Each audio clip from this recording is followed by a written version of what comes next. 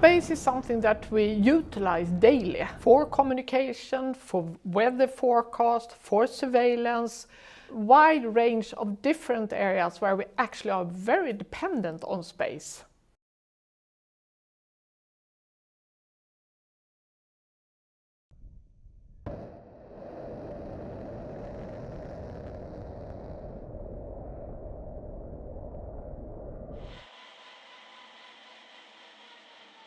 Please follow me. In Sweden, but I think also other countries in Europe have learned now what is happening in Ukraine. You need to have space assets that can see actually what is going on and what is to plan and be prepared. The terrestrial network is shut down immediately when the war breaks out.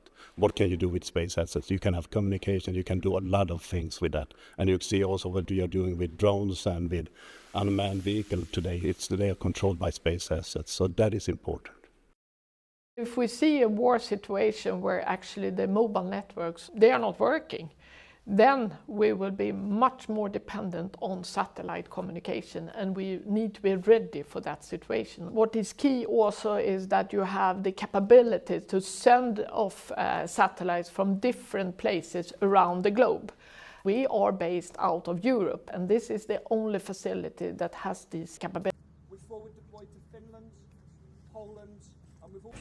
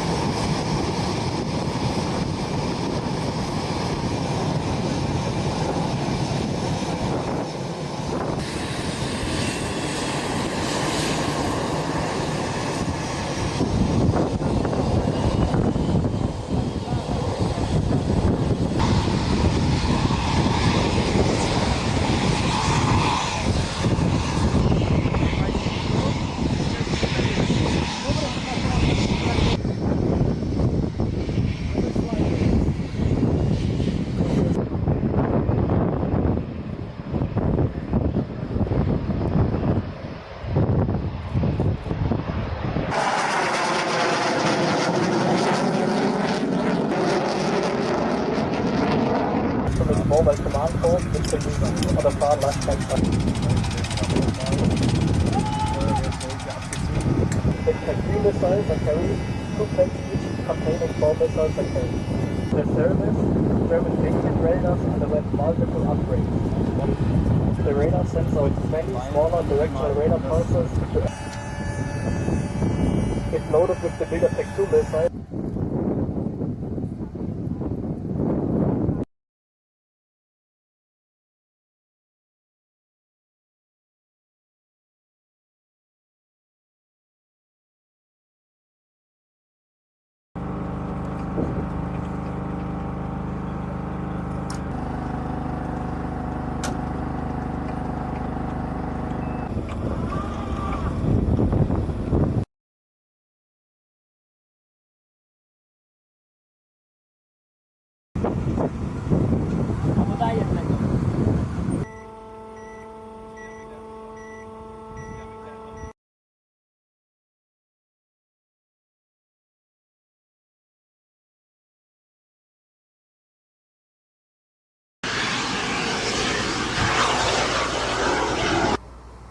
During the same time we are executing air shielding missions. For us it means that we are participating NATO exercises and contributing the whole big picture, since we are doing our national flight training during the same time. And one crucial part for us is that we are enhancing our deployment capabilities, since we have been homeland defenders for decades, that now we are learning and enhancing the capabilities to operate under the host nation support in other countries. We are here to contribute NATO air power and deter aggression. This is our first time here in Romania, and it is great that we are able to enhance the NATO itself. It is a real important milestone for Finland and the integration in the NATO air power, and we are able to enhance here Romanian air policing capabilities as a part of the alliance. We're here to provide 24/7 quick reaction alerts in support of NATO, defending international and Romanian airspace and the rules-based international order. The Black Sea is the eastern flank of NATO. We are not very far away from a conflict in Europe, and Romania shares a border with Ukraine. So as a political or geopolitical location, Romania and its eastern side is very important. So the UK conducts air policing across all of the eastern flank of NATO, and we take it in turns with our colleagues and partners to make sure that all of the air policing detachments that are required 3 times a year are filled across the east. Last year we were in Amari in Estonia, and in the 2 years before that we were back here in Romania.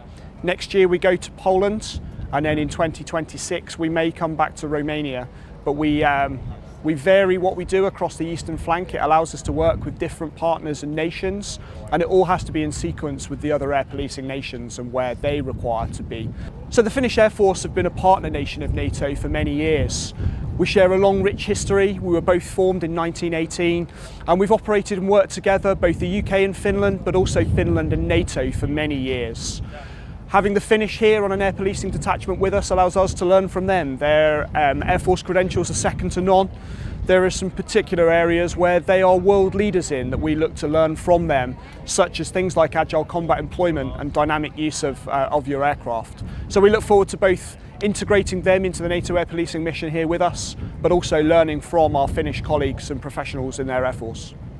For Romania, it's good to work with NATO allies because they have more experience with Patriot than us, because we have from 2019.